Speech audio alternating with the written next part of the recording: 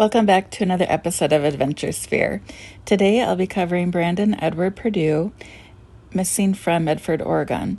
But first, become part of our family by subscribing to our channel, stay up to date by ringing the notification bell, and share our content with those you influence. These simple gestures make it possible for us to put together a volunteer sonar search and recovery dive team, look for the missing people featured on our channel, and reunite them with their family and friends free of charge. Next, be sure to download Google Earth. It's a free app for your phone and computer and lets you search right alongside us. The places I mention are shared with my blessing, so Brandon can be reunited with his family, regardless who higher powers work through. The description box has our email address if you'd like to share insight on any cold case, need help pulling up older maps of an area, or know someone missing with a vehicle and would like them featured on our channel. The video of Google Earth has a measurement from a starting point theory or known location and goes out to possible search areas. We focus on bodies of water within 5 miles from home, their last cell phone ping, last known location, and sentimental sites where water is deep enough to hide a vehicle. If an area has been heavily searched, we may expand the search area, but please keep in mind that accidents tend to happen closer to home. Some of you may have seen the episode that Adventures with Purpose put out this morning. This video is going to focus on 2 of the lakes, the latter lake being my first area that I want to search, and I've got it down to almost a precise address on the roads to look for. Brandon Edward Perdue, then 18, is missing from Medford, Oregon. His last date of contact was Friday, June 13th, 2008. He was last seen leaving his home driving a red two-door 1988 Honda Civic with Oregon license plates XVB615. It has tinted windows and no spoilers. Side note, while I'm on this first lake here, this is Lake of the Woods, watch the shoreline. There's a lot of boats all over the place, but I think it's private property. So I'm thinking he might have a little bit of a hard time getting onto this lake if this is where he wanted to be. But I'm sure it's possible if he puts his mind to it. Detective Justin Ivens with the Medford Police Department can be reached at 541-774-2250, and Sheriff Mike Winters with the Jackson County Sheriff's Office can be reached at 541-774-6800. The Charlie Project has Brandon's date of birth as April 27th, 1990. He was suicidal. After leaving his home, Brandon stopped at the Dairy Queen at 6:30 in the evening. He called his parents twice, stating he was going to hurt himself and wanted to say goodbye. The day earlier, he told his girlfriend he was thinking about overdosing on pills. I'm not sure if this makes a big difference. The way I was understanding Adventures with Purpose, he had stopped at a Dairy Queen in his hometown, but I've looked up I think half a dozen different newspapers, and they all were saying the Dairy Queen in White City, which is pretty close to Medford. His cell phone last pinged off a tower near Lake of the Woods in Oregon at 8 p.m. Brandon liked to drive longer distances to decompress. The Siskiyou Daily website from July 1st, 2012 was updated. It says he has a sister, Melissa. She said that he isn't into drugs or alcohol. He plays sports locally. On Thursday, he drove to Lost Creek Lake in Oregon and stayed overnight, then returned Friday morning. She felt Brandon may have gone to the Hornbrook area. Brandon had a grandfather from there who had recently passed away, and Brandon would visit his resting area on occasion. MailTribune.com has a bunch of different listings, different articles. He had stopped at the Dairy Queen in White City, I mentioned. His cell pinged off the tower of Highway 140 at 8 p.m. He reportedly told his girlfriend that he wanted to leave the area the day before and that he wanted to disappear where no one would find him if he did.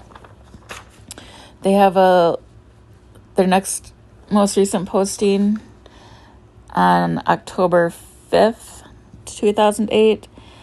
His girlfriend Lindsay Davy said the search and rescue scoured the area around Lost Creek Lake and Lake of the Woods, but found nothing. June 27th, 2008 article.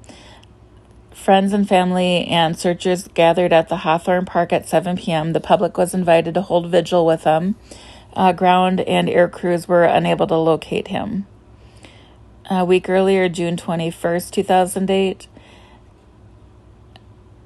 Brandon's MySpace page featured the Eminem song When I'm Gone and said he didn't want to be here anymore. He had another friend, Jordan Smith, who had known Brandon for a few years. He hung out with him on Wednesday evening, stating Brandon was in good spirits and bought a couple of CDs, one being by MC Hammer. Brandon told his girlfriend he might try to overdose on extra-strength Tylenol. His sister confirmed some Tylenol was missing from the home in East Medford. If he takes an entire bottle of Tylenol, he may experience intractable vomiting about every 20 minutes, and it'll probably go on the better part of 12 to 18 hours. So not very pleasant. KOBI5.com said Brandon's last two texts were received by a friend at 8:45 p.m. His phone's battery likely drained, powering the phone off. Forensic analysts say from home he traveled north on Highway 62 to Eagle Point, then east through Eagle Point to Highway 140 heading east.